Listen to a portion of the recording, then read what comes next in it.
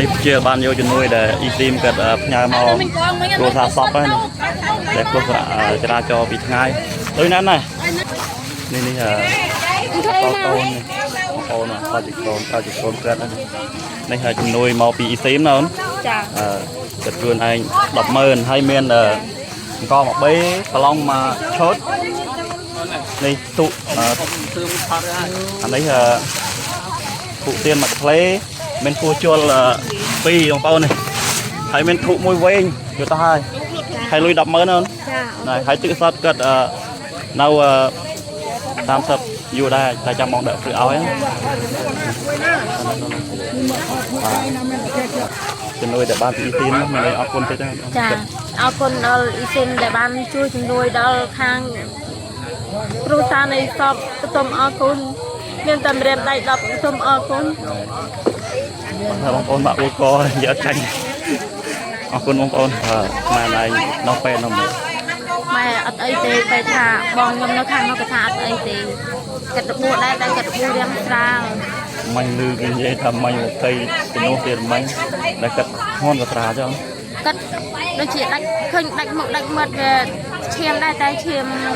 វាមិនស្រូវវាមិនទៅឈាមប្រហែលដាច់ជើងតែអាគ្រឿងក្នុងខ្លួនអីខ្ញុំអត់ទាន់ដេញថាពេលឆ្លងឬក៏មិនទេខ្ញុំអត់ទាន់ដឹង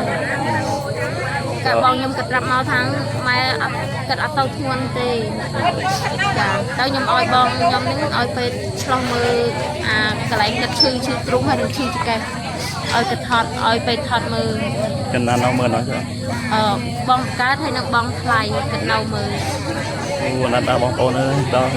ភ្លាមពេលបងទៅយកបានទេខ្ញុំយកបានទីចេញតែមិនតាន់បាន5នាទីតាន់បាន10នាទីផងឮថាបងហត់ផ្លត់ចិត្តបាទបងប្អូនបាទពួកជាមិនដែលពឹងឲ្យបងប្អូនទេបើសិនជាបងប្អូនត្រូវការជួយណាព្រោះគ្រួសារគាត់គឺគ្រោះថ្នាក់ចរាចរណ៍ពីថ្ងៃក៏បានបាត់បង់ជីវិតបងឯងនេះសុទ្ធតែគាត់ធ្ងន់មែនណាចាគាត់ចិត្តគ្រប់ខែហើយគាត់កើតដើមខែ11នេះឯងហើយចិត្តដល់ខែទៀតបងប្អូនអត់មែនទេហើយគ្រួសារគាត់នេះប្តីគាត់ណាប្តីហៅណាតិចមើលនេះកូននេះបងប្អូននេះកូននេះប្តីនេះកូននេះប្តីប្រពន្ធបានស្លាប់កូនមួយទៀតនេះបងប្អូនប្តីកើតណាបើសិនជាបងប្អូនត្រូវការជួយកើតណាដឹងកន្លងរួមណាអត់ដឹងទេបងប្អូនណាប្តីស្ដាប់ហើយប្តីកូនកូនបានកូន2ណាមួយទៀតដេណាបើសិនជាពុកម៉ែបងប្អូនត្រូវការជួយឲ្យអាចតាក់ទងមកវិទ្យាលបានផ្ទាល់ឬក៏អាចចុះមកផ្ទាល់បាននៅថ្នល់បដ យើងណាឃុំដាក់ស្រុកទេថ្លៃខេត្តសៀមរាបណាអរគុណបាទណាកាត់ចា